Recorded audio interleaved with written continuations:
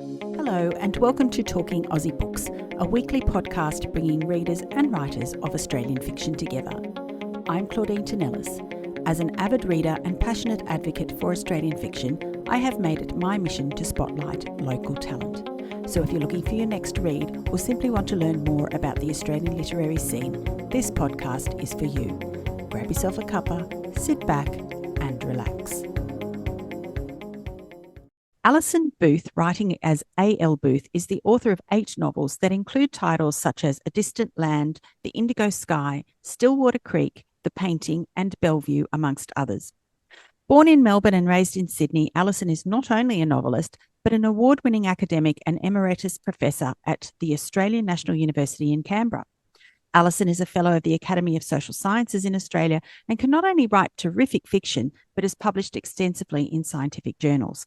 A woman of many talents. Alison's latest novel, Death at Booroomba, is published by Ventura Press and is in fact Alison's first foray into crime fiction, an historical novel that follows young wounded soldier Jack O'Rourke when he returns to Australia after the end of World War I and learns he has inherited a property near Eden on the New South Wales south coast. While surprising in itself, Jack is even more shocked to learn that the owner who left it to him was brutally murdered. An evocative and immersive story that blends a murder mystery with meticulous research to paint an accurate picture of life in a small town in 1919, along with the political and societal issues facing Australians at that time. Death at Booroomba is a book about a small town with big secrets, exactly the book Australian crime lovers love to read, if the immense popularity of the works of Jane Harper, Chris Hammer, Christian White, Petronella McGovern, Hayley Scrivener and Danuka McKenzie are anything to go by.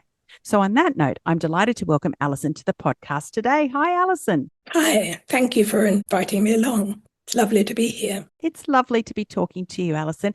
And I understand that you've been working on this novel for a few years. So I wondered if you could tell me where the idea first came from to write an historical crime novel. I first started thinking about the plot for this novel when we were going through the COVID pandemic. And I had been listening during the pandemic to various talks about historical pandemics, in particular the Spanish flu epidemic. And that's when the idea of Jack as a character emerged, and also the idea of incorporating into a novel, in a minor way, the Spanish flu epidemic. And when I read about that and listened to some lectures, I was rather astonished, actually, to hear how devastating that pandemic was. Many millions of people died because of that. And then it also affected people who were trying to get back from war once it was over. So gradually it came to me that it could affect the plot of a story. So that was really one of the first influences. But I think the idea of writing about this particular era arose from my maternal grandparents, who my sister and I were very close to them. My grandfather was the oldest of a large family, and my grandmother was born when her mother was 47. So she was the youngest of a very large family. And so they had both lost brothers and uncles in the First World War. And so that sort of struck me with immediacy, because here were two people that I was close to and loved very much, with these losses in their lives that they never spoke about them. The other thing about my grandfather was that he was a stock and station agent. He had an office in Sussex Street in Sydney, and he went around Southeast Australia quite a lot, and sometimes he took us with him, which was wonderful. We had really quality trips. We saw, of course, the war memorials, and from quite a young age looking at them and seeing the lists of names in these small country towns, I think it's particularly moving when you see how many young men with the same surname had died in the First World War. It's sort of extraordinary, really, to see that slaughter picked out in a memorial in a small country town in Australia. I mean, you see it in Britain as well, where I spent many years. With that background and my grandfather's and both grandparents' connections through rural communities, both through the travels and through their extended families, many of whom were on the land. I thought it would be nice to visit that with the idea of having a murder mystery. Well, a little bit of it was the idea that people actually love reading murder mysteries, so I hope that they would love reading my murder mystery. And also people love solving puzzles. So I think that's another reason why murder fiction is quite popular. You asked the motivation. The other motivation was the choice of the place Booroomba, which is in the title. And a lot of people have asked me if that's Booroomba Rocks, which is a climbing place in Canberra. It's also a sheep station in the ACT. It's not set in the ACT, nor is it set at the other farming property in southern Queensland.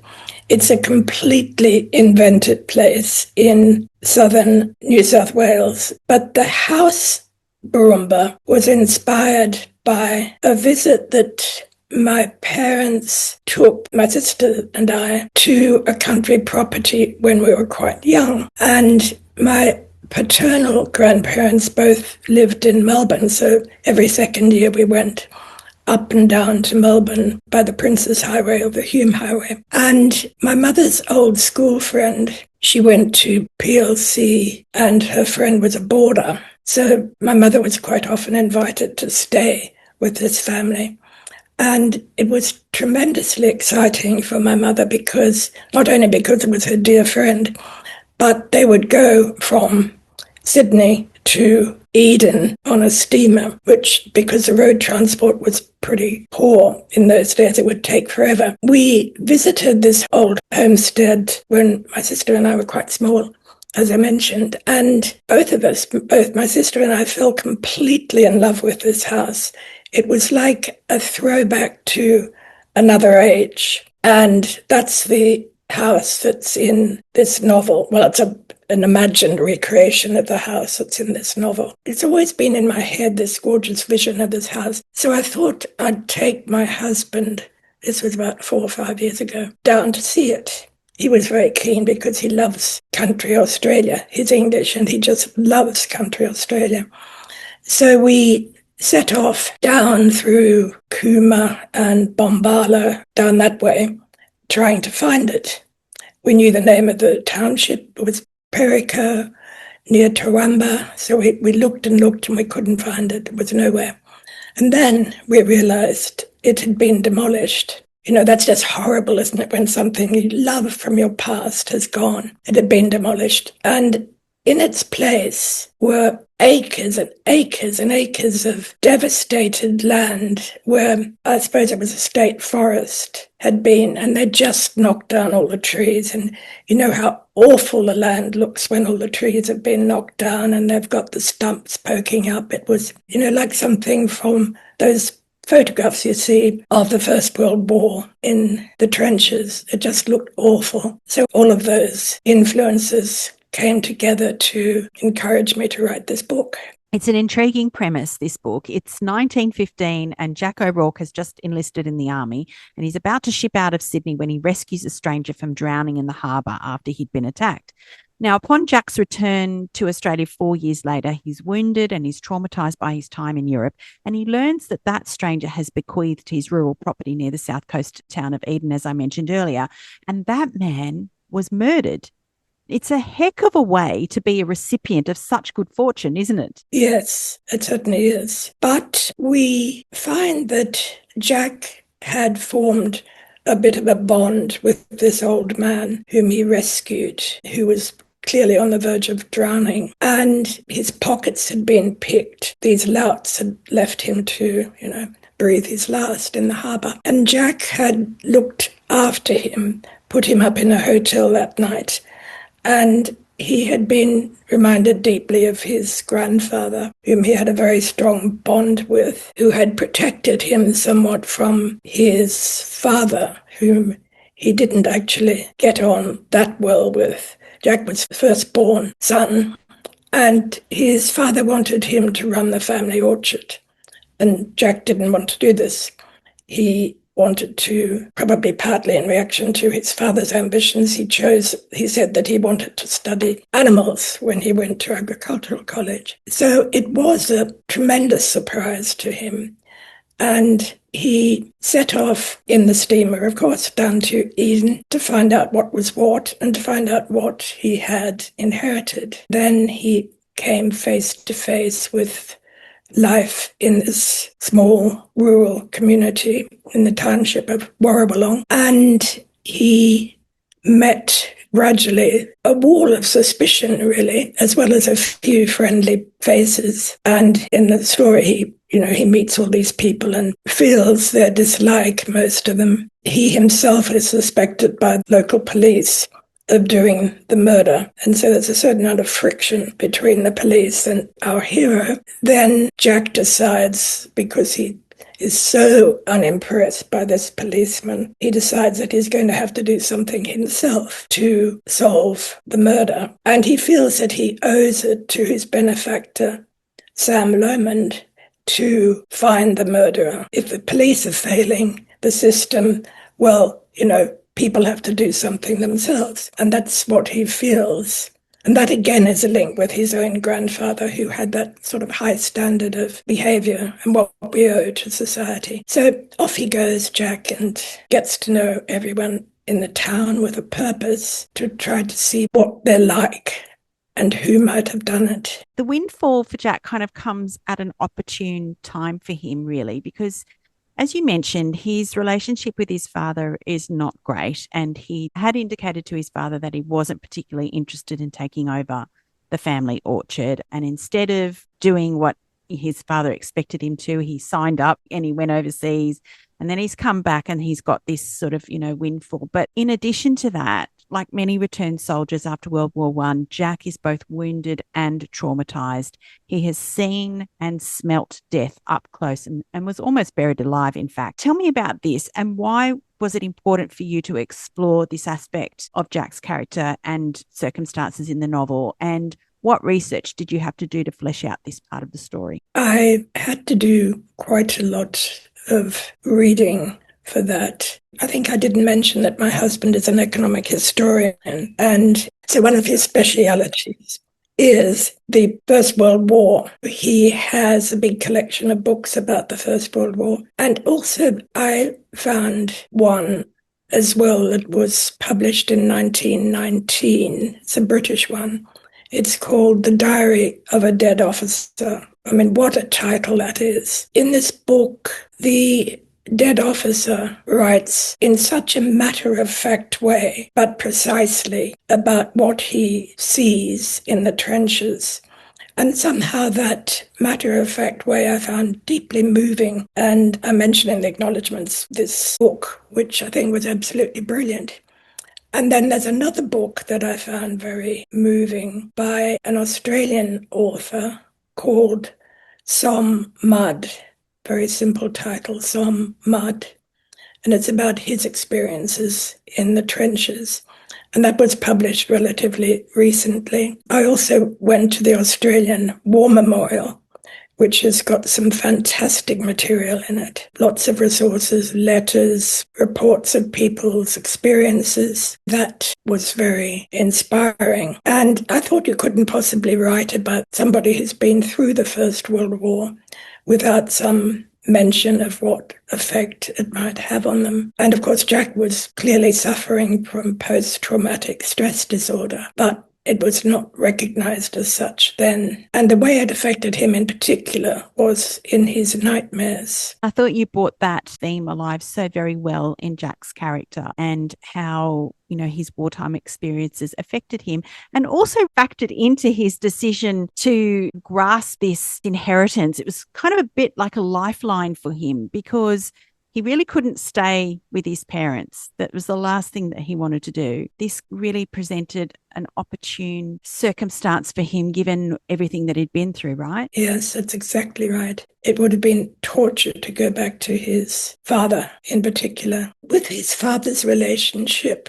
the way I incorporated that into the novel was because I wanted to keep the plot moving and the murder mystery moving. I decided not to specifically introduce the father into the novel, but I did it by a series of just 3 letters that Jack wrote to his parents when he was down exploring Booroomba. And I hope that that comes across the relationship. And in those letters, I did this by Jack mentioning something his father has said in a previous letter and then reacting to it. So, yes, you're absolutely right that it would have been very difficult for Jack without the lifeline of Booroomba.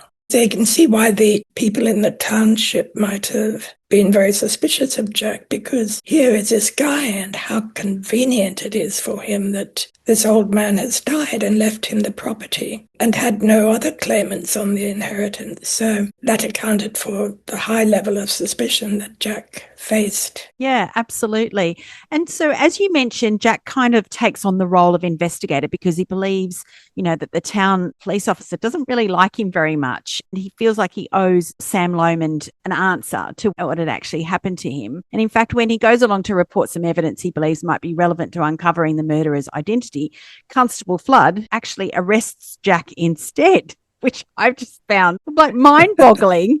But there is some interesting backstory into the reason why Fintan Flood may not have taken a liking to Jack. And one of this is the mention of Fintan being white-feathered. And I wondered if you could explain that, Alison, what it is and why this happened to the constable. Fintan Flood was Irish, and he is very caught up with his Irish family in Dublin. In 1916, there was in Dublin that Easter Rising, it's called, when a lot of Irish who wanted home rule rose up against the British. That sort of highlighted the difficulties for the Irish because the British executed these soldiers without trial who had risen up against them in Dublin. And that led to even worse relations between the two. So Fintan's sort of family connection is with that. He has a certain level of distrust of the English, as I think quite a few Irish people of that time were resentful of that. That was a period when the Australian government conducted the referendum about whether there should be any conscription in World War I. The opposition to that in this area where the Booroomba is was led by Archbishop Mannix, who was a Catholic archbishop from Victoria. So Fintan was capturing the feelings of some Irish Catholics in Australia. But Jack O'Rourke, of course, is also Irish. It's a very Irish name, O'Rourke, but his family had come out with the potato famine. So he's pretty well integrated into Australian society. Plus also, I suspect, a little bit of Fintan's hostility to Jack is that Jack, he's damaged by the war, both mentally and physically, but Fintan doesn't really see that. He sees this good-looking young guy who's landed on his feet with this inheritance. So that explains to some extent the hostility between those two and the glee with which Fintan chucks our hero into a police cell for a night or two. Fintan was totally hostile to enlisting in an English war, which of course it wasn't. But during the First World War, if people were not enlisting, there developed amongst women in particular the notion of presenting a white feather to the men who were being so-called cowardly by not enlisting. And they would present them with a white feather, which was viewed as a great humiliation to be presented with a white feather. And that is what Fintan had been presented with. And explains another reason why he's going to be hostile to Jack, because Jack actually did go to war and served for 4 years. Yes, that's exactly right. Alison, as in all good murder mysteries, there are a number of red herrings in this book, as well as a preponderance of locals who at first glance seem to have both motive and opportunity to have murdered Lomond. And Jack then has to go and examine all of that in his assessment of who might be the actual killer. There was Arthur Smythe, who seemed keen from the outset to persuade Jack to sell Booroomba to him, given that he owned the neighbouring property. Then there was the meddling journalist, who may or may not have seen the deceased on the day of his murder. The lovers involved in an illicit tryst, who may have been spotted by the deceased and wished to keep their affair secret. So there's a lot of people who could have done it. And I guess I just wanted to know then, Alison, if while writing the book you knew all along who the killer might have been, or you figured it out along the way as Jack did. Put it this way, I had a better idea than Jack did. But I had the advantage, holding the laptop in my hands. But yes, I wasn't sure right from the beginning. I mean, I knew what I wanted to write about, but there were, as you said, a few characters who could have done it. Some I liked more than others, but that would have been a bit obvious, wouldn't it? Blaming the one who was least likable. It was very much a learning experience for me. But I loved that way of writing because not knowing what's going to happen in a situation where I've created the environment and the characters have been formed, and yet I still wasn't able to decide which of these characters could have done it, because many of them had motives. In the end, it just sort of worked its way out that in a somewhat complicated way, it worked itself out that the person who did do it was identified. Of course, I'm not going to say any more about that because it would give away the plot completely. So generally speaking, as a writer, would you say that you're a plotter or a pantser? Oh, very much a plotter. But having said that, what I've just said was a contradiction to that, because I was plotting out the story, where it was going to take me and the characters. But as I just said, I didn't really know who had done it. So in a sense, I'm a bit of both, plotter and pantser. This is your 8th novel, Alison. So I wondered, was the writing of this novel different from others that you've written? I think it's very different to other stories. I mean, it has some similarities in the sense that I'm keen on the landscape and I love the way characters jump forward. But what I found most difficult and intriguing at the same time was deciding whose perspective to write this from, because my other books have been largely written from at least 2 viewpoints. My first book was written from 6 different viewpoints. So for me, I had to make the decision with this, with no experience really with crime, what might be best in this situation? Should it be a single person's perspective, or lots of different townsfolk? And in the end, I decided to write it from one character's point of view. I didn't choose Jack initially, I chose someone else. Then I went back to Jack, and then I set it up as a play, because that way I wouldn't have the distraction of describing this and that. I could just move on with the plot. Because clearly if you do it like that, from one person's point of view, you have to have everybody else's voices and what Jack is hearing. So that's why it was like a little play for the first draft. Then I added in the other bits. But I have to say, with that first draft, I still hadn't figured out who had done it. So there are plenty more drafts after that. I love that. So good. Alison, one thing that you've touched on in the novel and something that I've explored in my own writing is the Aliens Registration Act, which was in force at the time that this novel was set. I wondered if you could tell us a little bit more about this and why it was both important to the story as well as the sort of geopolitical situation at the time, specifically with regard to what was happening in Russia. Yes, that was a period of great change in Russia as well as elsewhere, but just focusing on the Russian events. 1917, there were 2 Russian revolutions. There was one early in the year and one in October, which was successful, at least from the point of view of Lenin. It spelt the end of the Tsarist regime, and it also began the most terrible civil war of Reds versus Whites. It had a profound influence on the war, the conduct of the First World War, because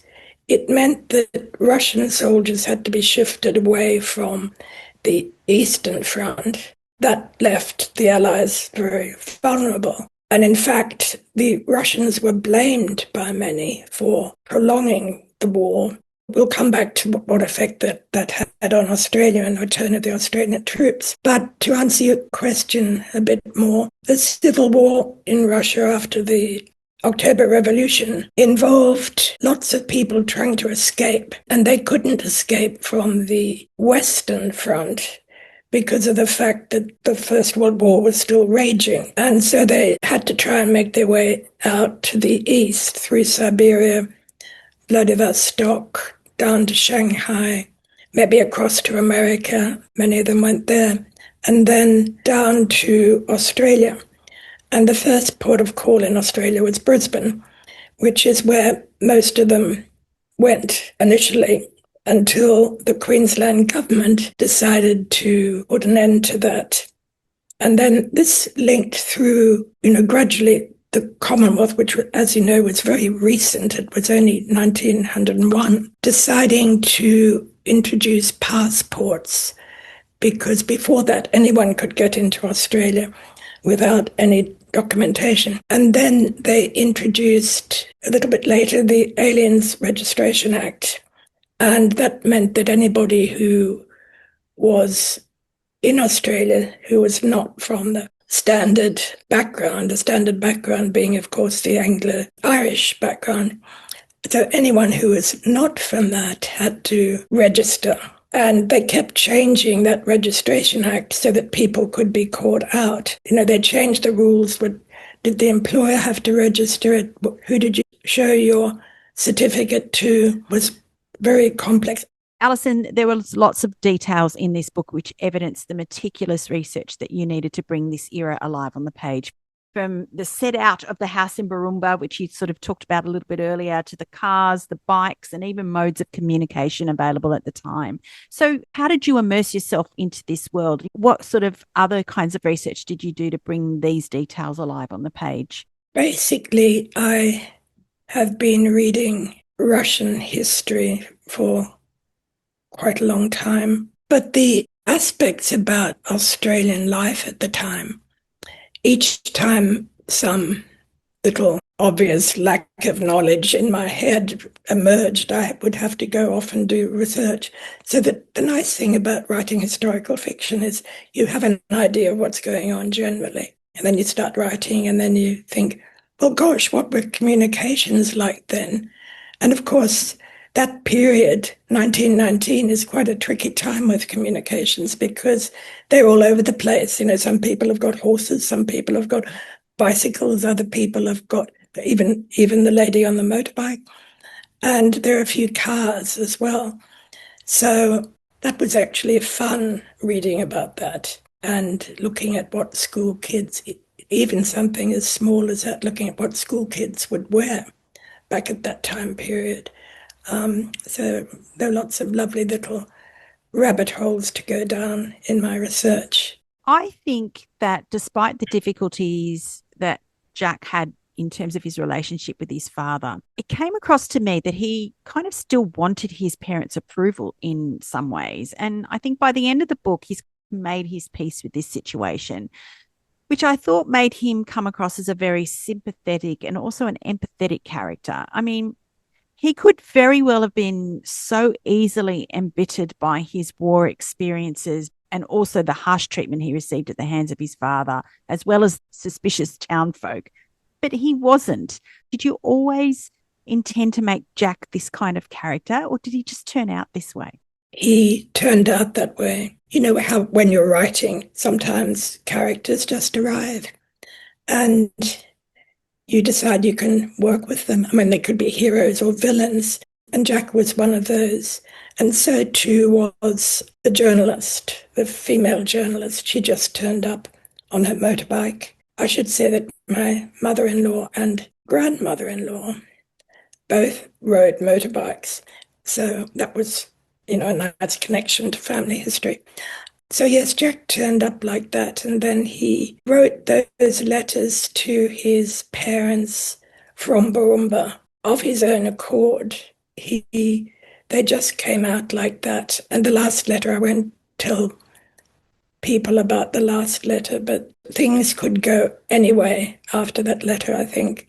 I felt that reflected Jack's generosity to his father. And his poor mother was sort of swept up the way so many mothers over the decades, I'm sure, have been swept up in their fathers' quarrels with their sons and daughters too. I simply couldn't understand Jack's father. How many sons did he have? He had 3 sons and one very willing to take over his duties in terms of the orchard. And I just didn't understand why he just kept harassing Jack and seeming to find fault with everything that Jack did. You know, it wasn't good enough that he went to agricultural college, and it wasn't good enough that he went to war and served his country, and it wasn't good enough when he came back and just like had this property kind of like just land in his lap. I mean, any parent would be delighted for their son if that happened for them. He just seemed to find fault with Jack at every turn, and I just didn't really understand it. And with that in mind, I felt Jack was so incredibly generous to his parents and just continued to try and communicate with them and continued to try and sort of, you know, explain his decisions and why he was behaving the way he was. He did continue, but in fact, he didn't write all that often. There are only 3 letters that are in the time period of this novel.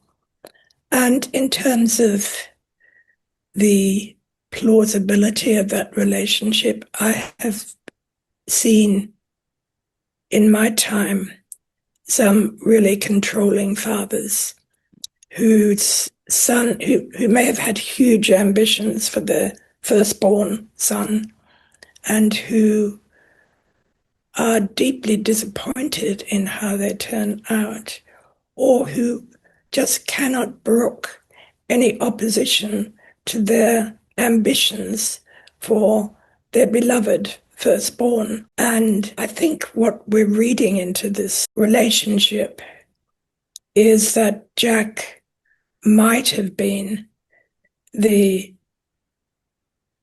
early favorite of the father, but had seen his ambitions for his very bright son, because Jack got a bursary to agricultural college. He had ambitions for his son, probably more than the other boys.